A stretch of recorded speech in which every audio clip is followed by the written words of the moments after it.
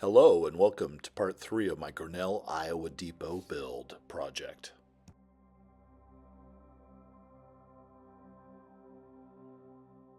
In part 2 I had left off with having all the windows marked out in the styrene, and then I was going back and cutting out the openings in the styrene for the windows and the doors.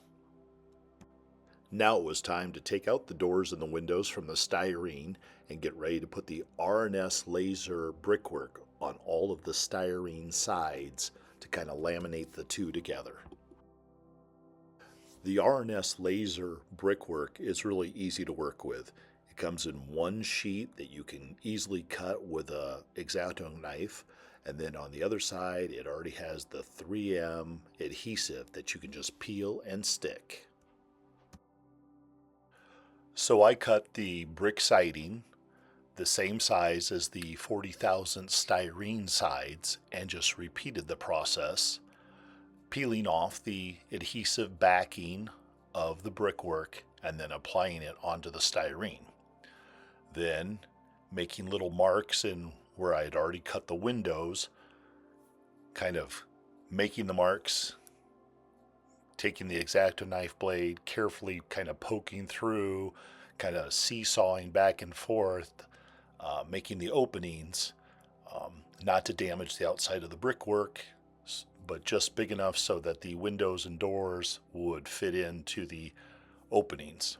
And that seemed to work really well to give it the texture of the brickwork, having the windows look like they were in the brick, but having that styrene backing as kind of the support in that. Now with all the brickwork on the styrene and the windows and door openings cut out, I thought it might be a really good idea to label the sides so I know exactly what side is what side of the building before I get ready to glue them together. So I carefully put the sides together just to see the fit, and then I put the corner blocking in to prepare for gluing them.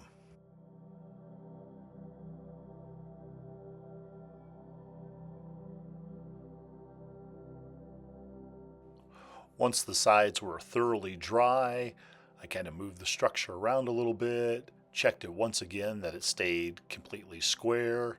I'll probably still add some cross members to keep it true and square, especially by the time I add the turret on the corner and the roof details as well.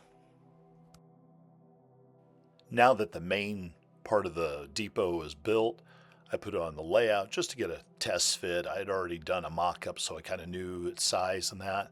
But I also knew that while I'm starting the turret part of the depot, I really didn't need this on my workbench, so this was a great place to maybe put it and get it out of the way, knowing it was safe, as I focus more attention to part 3, which will be coming up next month, on how I constructed the turret. Well, I hope you've enjoyed part 3 of my Grinnell, Iowa Depot build. Next month, I will focus a lot of the attention on how I'm building the turret for the depot. And as always, if you haven't subscribed yet, please hit that subscribe button. And I thank you again for watching, and happy railroad to you. Take care for now, everybody. Bye-bye.